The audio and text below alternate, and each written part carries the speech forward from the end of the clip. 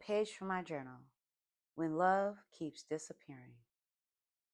What did being loved this way teach me to do to myself? There was a time when I thought the hardest relationship to understand were the ones where there was no love. I don't believe that anymore. Sometimes the hardest relationship to understand are the ones where love is there, but you can't always reach it. One day, you're laughing together, you're talking, touching, making plans, feeling like you found your person. Then something happens, a disagreement, a need gets expressed, someone feels hurt, a difficult conversation needs to happen. And suddenly, the person who felt so close feels far away.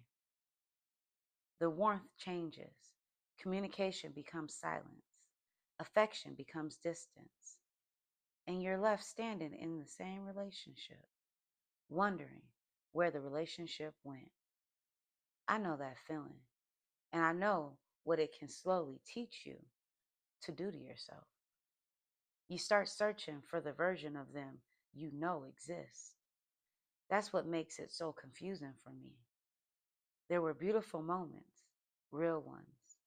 There was laughter, friendship, history, connection. There were moments when love didn't feel complicated at all. And because I had experienced that version of the relationship, I knew it existed. So when distance came, I didn't always see the distance as the relationship.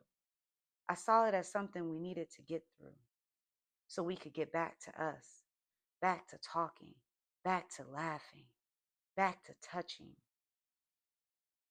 back to feeling chosen. And eventually we would. That's what made the cycle so difficult to recognize because every return felt like reinsurance. See, we're okay. We're still here. But something I've learned through healing is that someone returning isn't always the same as someone learning how to stay. That realization changed the way I understand so much of my past. When love becomes something you monitor, when connection can disappear, you become very aware of the connection. You become very aware of connection. I did. I could feel shifts, a change in the tone, a different energy, a little more distance, a little less affection. And before I knew it, I wasn't simply experiencing my relationship anymore. I was monitoring it. Are we okay? Did I say something wrong? Should I bring this up? Should I wait? Do they need space? Am I asking for too much? You start learning when to speak. And when speaking might create more distance, you start deciding which feelings are worth bringing into the room. You start measuring your needs against the possibility of losing connection. And sometimes, without realizing it, you become easier to be with by becoming harder to find. That was one of my mirrors. I wasn't intentionally abandoning myself. I was trying to preserve connection. There was, there is a difference. And I have so much compassion for that version of me now. Different wounds can create similar experiences. I've spent enough time trying to understand relationship patterns to know that very different things can sometimes look similar from the receiving side. Distance can look like indifference. Silence can feel like punishment. Defensiveness can feel like a refusal to care. A person protecting themselves can feel exactly like a person rejecting you. Someone may be overwhelmed. Someone may be afraid of vulnerability. Someone may not know how to communicate. Someone may be protecting their ego. Someone may simply not have the capacity or desire to meet you emotionally. Those are not necessarily the same thing.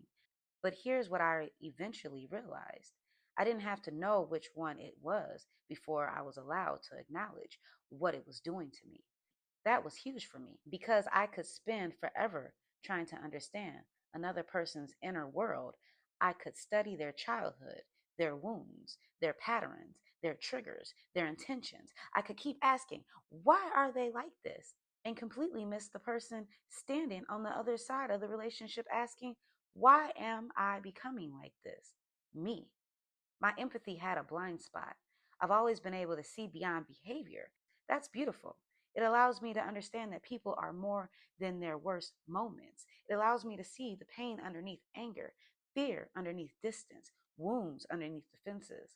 But empathy without boundaries can become dangerous to the person giving it.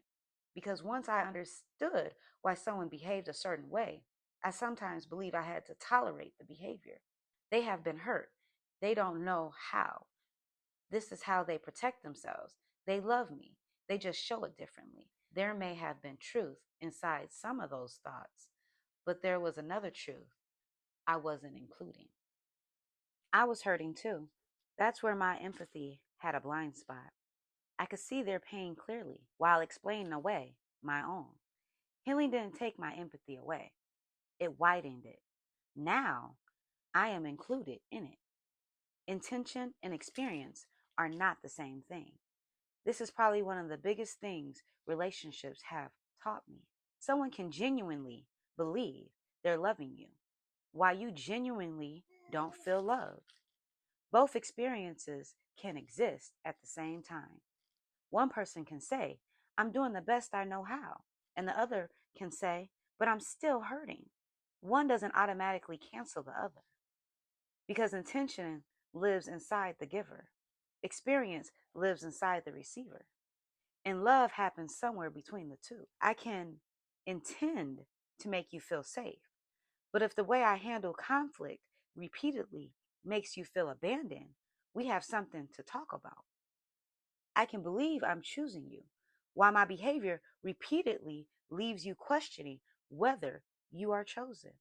I can believe I'm giving you everything I have, and you can still recognize that what I have to give isn't enough for what you need. That's painful, but it doesn't always require a villain.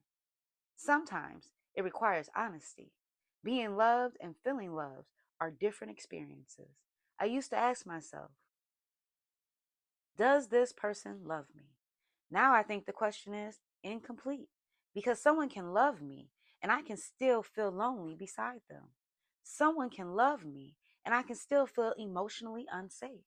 Someone can love me and I can still spend more time trying to understand the relationship than actually enjoying it. So now I would ask myself something different. How do I feel while being loved by this person? Can I speak honestly? Can I express disappointment?